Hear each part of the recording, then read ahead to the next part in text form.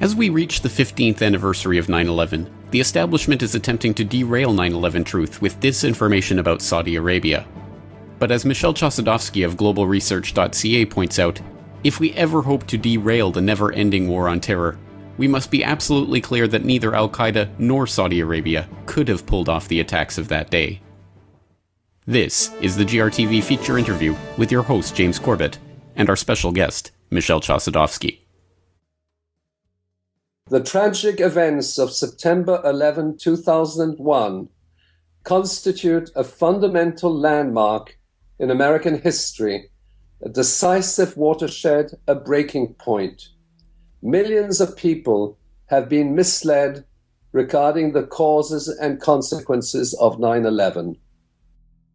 9/11 marks the onslaught of the global war on terrorism, used as a pretext and a justification by the United States and its NATO allies to carry out a war without borders, a global war of conquest.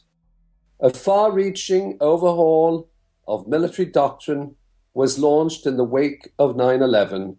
9/11 was also a stepping stone towards the relentless repeal of civil liberties, the militarization of law enforcement, and the inauguration of police state USA. Endless wars of aggression under the humanitarian cloak of counterterrorism and the responsibility to protect are set in motion. So we are now at 9/11-2016, 15 years after the initial events. Tell us, in your estimation, where the 9/11 truth movement has come to in terms of its consensus on the key understandings of what happened on that day. Well, I think the fundamental consensus which was reached several years ago was that Osama bin Laden and Al-Qaeda could not, under any circumstances, have brought down the buildings, because those buildings were brought down through controlled demolition. And then, of course, there was the issue of Building 7, which collapsed in the afternoon of 9/11, and that, in effect, was barely covered by the media, as we recall. And again, no questions asked as to why a third building, which was not the object of attack, which had only small debris of fire, etc., all of a sudden had collapsed. And very significant, the media, both CNN and the BBC, announced the collapse of Building 7 at least 20 minutes before the actual occurrence, which points to, quote, a conspiracy at the highest levels, including, of course, the media itself. So given this base-level understanding that Osama bin Laden and Al-Qaeda could not possibly have organized the demolition of those buildings that did take place on that day, what do you see as the outcome of the latest narrative that is being injected into a lot of erstwhile alternative media right now that is seeking to pin the blame not on Al-Qaeda, but now on Saudi Arabia, given the commotion we've seen from Senator Bob Graham and others in recent months and years about the 28 pages that were recently released? Well, these 28 pages constitute, in a sense, a tacit mechanism whereby the narrative, the original narrative, which has largely been refuted, can be reinserted. And in fact, it infiltrates the 9/11 truth movement. I've noticed that many scholars and analysts of 9/11 are prepared to accept it and don't understand the underlying logic. First of all, it has to be mentioned that Bob Graham and Porter Goss are very much involved in the propaganda process of 9/11. And that goes back to August 2001, when they visited Pakistan and met up with the head of ISI, in other words, Pakistani intelligence, General Mahmoud Ahmad. And then they returned to Washington, and then it just so happens on the morning of 9/11, they were having breakfast together with General Ahmad when it actually happened. Now, at the time, of course, we looked to this ISI connection, Pakistani intelligence, in the sense that ultimately we believed that ISI was a sponsor of the 9/11 attacks. We spoke of the money man behind 9/11, which was Mahmoud Ahmad. And then we were led to believe that the ISI was in fact sponsoring the hijackers and so on and so forth. But we also knew that those hijackers, Al-Qaeda, alleged hijackers, were linked to the CIA. And in other words, to say that Al-Qaeda is behind the 9/11 attacks ultimately points to the fact that the CIA was involved, because they are and they have been since the late 70s. They've been the sponsors, the intelligence sponsors of Al-Qaeda, and Al-Qaeda is an intelligence asset. But in retrospect, Bob Graham and Porter Goss were involved in what we might describe as the preparation of a propaganda campaign, of which the purpose was actually to sustain the legend that Al-Qaeda was behind it. Okay? Now, there's another very important occurrence which has long been forgotten. Dan Rather, CBS News, in an authoritative report, confirms that on the 10th of September 2001, the leader of Al-Qaeda, namely Osama bin Laden, was admitted to a Pakistani military hospital in Rawalpindi. Now, anybody who has been to Rawalpindi knows that this is a military city. It's the headquarters of the military intelligence.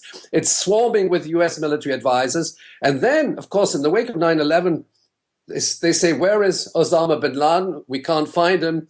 And then the historic words of Donald Rumsfeld at the time, it's like looking for a needle in a stack of hay. We don't know where he is.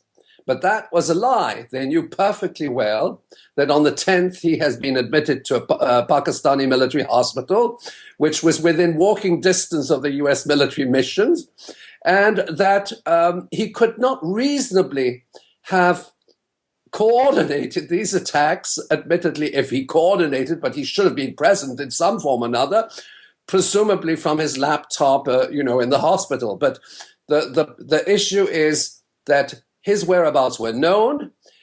He was admitted on the 10th. I don't have confirmation as to when he was released, but assuming he was released on the 11th, normally he would have been arrested immediately. And he was not. So that this, in effect, is also another element. There are many elements, but that is a notorious element. The whereabouts of bin Laden were known, he could have been arrested, and then the saga would have been over. But that didn't happen.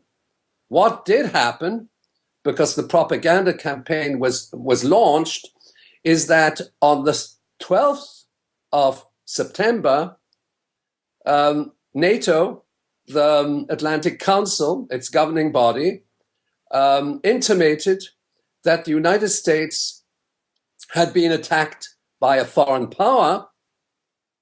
They didn't mention the foreign power, but the foreign power was Afghanistan.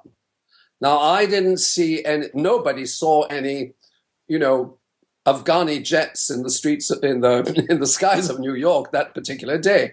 So that what they had done is to invoke Article 5 of the Washington Treaty, which is the founding document of the Atlantic Alliance, namely NATO, and then use this under the doctrine of collective security to announce a war against Afghanistan on the grounds of self-defense. Now, there are a couple of very crucial elements behind this. One is that through diplomatic channels, the Afghani government, which the Americans call the Taliban, they contacted the US State Department and said, if you wish that we facilitate the extradition of Osama bin Laden and you provide us some grounds that he might have been involved in these events, we will gladly enter into collaboration with you. And this offer from the Afghani authorities was made on two separate occasions, to George W. Bush, and his response was, we do not negotiate with terrorists. In other words, they refused to extradite Osama bin Laden to the United States for legal procedure. And instead, they proceeded in a criminal and illegal invasion of a sovereign country in Central Asia. Now, another important dimension to this whole saga is that you do not prepare a theater war in Central Asia, thousands and thousands of miles away, in less than 28 days. Impossible, okay? So in other words, from the 11th of September to the 7th of October, you are not in a position from a military standpoint. Every military analyst knows it. All those who are on contract to the media organizations, they know that military planning takes a lot of time. In other words, that war on Afghanistan was prepared before 9/11, not after 9/11. And just to further back up what you're saying there, I'll direct the viewers to National Security Presidential Directive 9, which was officially signed on October 25th, 2001, and was the national security directive devoted to eliminating the Al-Qaeda network and using all elements of national power to do so, including military. But that was signed on October 25th, 2001. It was presented to the president on September 4th, 2001, 1 week before 9/11 occurred. So just to back up your statement about the military planning that obviously went into the invasion of Afghanistan in October of 2001, given 9/11's role as the fundamental event which set in motion these borderless wars of aggression and the consolidation of the police state within the United States and the panopticon level of surveillance that has taken place in the name of protecting and securing the public from this imaginary terror threat, what then do you say to those who say that we're 15 years past this event, it's time to give up on 9/11 as a rallying call for activism or a way of trying to divert what's happening right now? No, I think that 9/11 is absolutely fundamental because the narrative, the official narrative, the propaganda narrative is extremely fragile. And if we can break that consensus that Al-Qaeda is the outside enemy of the Western world and that Muslims are killing our people in various terrorist attacks in European cities and so on and so forth, then we break the consensus. We show, in fact, that Al-Qaeda is being used as a pretext and a justification to wage war. But there's another element. We know for a fact that decision directive, which you mentioned, was never implemented. Quite the contrary. Immediately after the 9/11 attacks, the United States and its allies, through various mechanisms, has consistently supported Al-Qaeda, the Al-Qaeda networks throughout, not solely in the Middle East and Central Asia, but in sub-Saharan Africa with Boko Haram, in the Maghreb, in Libya, in Syria. They support the ISIS, they support the Al-Qaeda affiliated opposition, they support the moderate terrorists. Now, if they had been consistent in defining their counterterrorism role, they would have gone after these guys. They didn't. Quite the opposite. And it would have been very easy to liquidate the ISIS, Daesh convoys and the Toyota trucks when they crossed from Syria into Iraq with conventional weapons. The US Air Force could have come in a matter of 20 minutes, they would have liquidated them. So again, we have a whole series of events which lead to the extension of this global war on terrorism.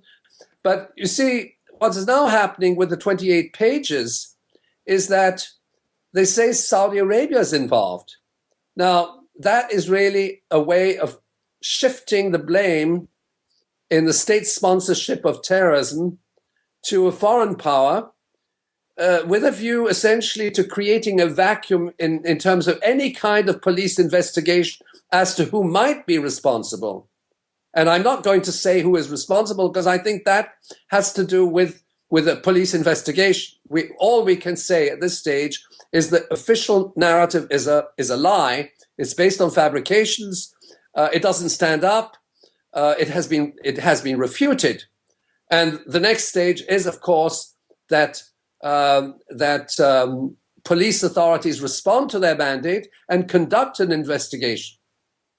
Without 9/11, they would be in great difficulty in waging the wars in Syria, Yemen, and other countries around the world, because the 9/11 consensus provides them with the pretext. It's a war of self-defense. We're being attacked, and so on and so forth. And that is why 9/11 ultimately is so important in